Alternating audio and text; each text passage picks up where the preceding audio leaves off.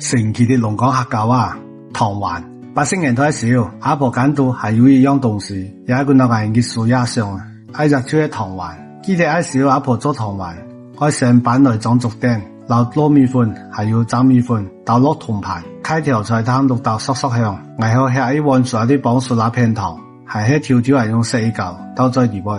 阿婆撈片糖放落屋仔底部去加水，柴火燒旺。電煮好嘅糖水，等下水寒嘅時候，倒落銅盤底部，撈粉一齊撈。我上先數去搞，阿婆輕輕倒起一下水仔，阿婆用開條爐後叫，等下粉冷到差唔多，就用個水嚟踩。我調在隔籬，等咗一下差唔多，阿婆就搣到去燒糖，放喺糖丸煙板嗰啲，用手輕揸住，等下用條線仔撈多出來啲粉切開佢，唯有學嘅用腰尾可以搞麵粉，灌到牛牛歪歪。時常要換一少落鑊。糖丸要炸炸浮起來，阿婆只要再放到2條柴，加大火，炸到金黃色哦，就撈出來。